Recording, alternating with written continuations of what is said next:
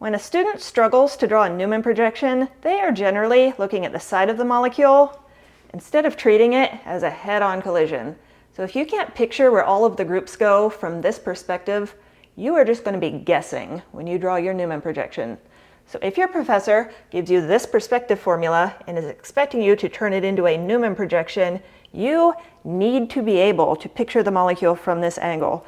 So imagine that that front carbon is a shield and the back carbon is its shadow. I am going to be showing you the eyeball trick for converting perspective to Newman projection. And I'm going to be telling you all of the common exam traps and gotcha questions along the way so that you do not miss easy points on your next exam. I am going to be walking you through a step-by-step process to do these conversions.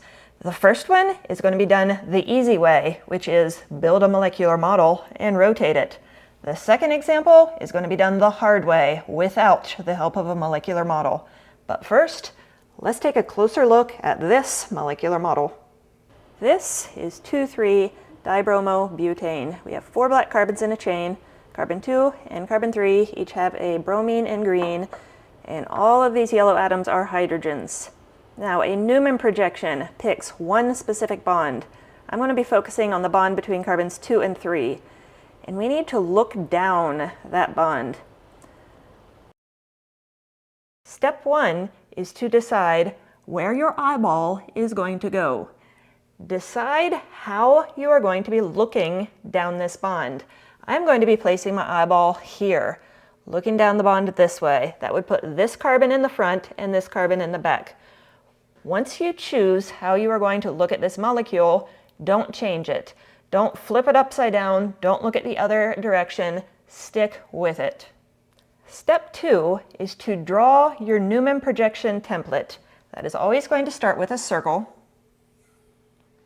And the bonds from the carbon in the front are going to be coming from the center of the circle. The bonds from the carbon in the back are going to be coming from outside of the circle.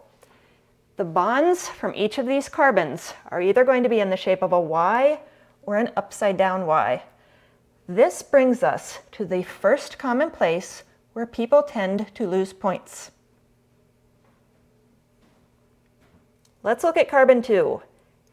Looking from the side, is this a Y or an upside down Y? The way you can tell is to look at which of these 3 bonds is in the plane of the board. In this case, it is the one that is going more down. That means the base of our Y is going down.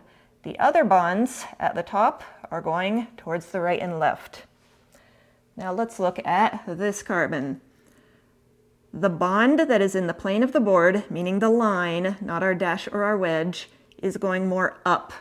That means that the bonds coming from the back carbon, our Y needs to have its base going up. So this is going to be an upside down Y. Now, in a staggered conformation, when the 2 big bulky groups, in this case the CH3 groups, are as far apart from each other as they can be, one of these is going to be a Y, the other one is going to be an upside down Y. In an eclipsed conformation, where the 2 big bulky groups are too close to each other, they are going to either both be Ys or both be upside down Ys. Step 3 is to add the groups that were already in the plane of the board in our original drawing. So look for the bonds that are just lines, not the dashes or wedges. So this carbon is in the front. This CH3 group has a bond in the plane of the board going down. So this is a CH3 group down here. For the carbon in the back, this CH3 group is in the plane of the board and it is going up. Remember, up stays up, down stays down. This is our CH3 group from carbon 3. Step 4 is to find all of the groups that are on dashes and put them on one side or the other of our Newman projection. This brings us to the next common place where people tend to lose points. All of the dashes are going to end up on one side of our Newman projection, either the right or the left. All of the wedges are going to end up on the other side. But depending on where you put your eyeball, the assignment of right or left is going to be different. So this step, step 4, you need to think hard. Do the groups on the dashed bonds go on the left or the right? Let's look at our molecular model. This is drawn in the same orientation as our perspective formula, and we are looking here. So our dashed bonds is going to be this bromine on carbon 2 and this hydrogen on carbon 3. When I rotate it so that we are looking here, are these two dashed bonds on the right or the left? Here, they are on the left. Our dashed bonds become left. That would make our wedges on the right. But consider what would have happened if at the very beginning you placed your eyeball here. Our dashed bonds would be on the right. Our wedged bonds would be on the left. So if you're looking at the left, your dashed bonds are on the left. If you are looking from the right, your dashed bonds are on the right. That means that for this carbon in the front, bromine on the dotted line is on the left. And for the carbon in the back, hydrogen on the dotted line is on the left. This makes step 5 easier.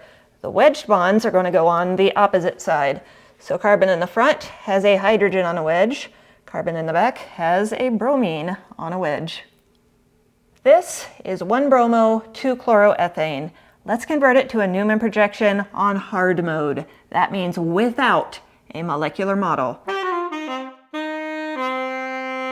The steps are exactly the same. Step 1, decide where your eyeball is going to go and stick with it. I'm going to be placing it here on the left. Step 2, draw your Newman projection template. It always starts with a circle. Then you need to decide if the bonds for each carbon are wise or upside down wise. Pay attention to which of these 3 bonds is in the plane of the board. This is going up. That means the base of your Y is also going up. So for the front carbon, this is an upside down Y. For the back carbon, the bond in the plane of the board is going down. That means the base of your Y is going down. So this is a Y in a normal direction. Step 3, add the groups that are on bonds in the plane of the board. So on the front carbon, the bond that's a line, not a dash or a wedge, is a hydrogen.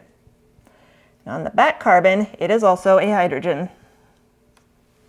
Step 4, figure out if your dashes are on the left or the right. If you're looking from the left, they are on the left. But let me let you in on a little secret. It is completely and totally acceptable to look at your homework paper or your exam paper from some weird angle.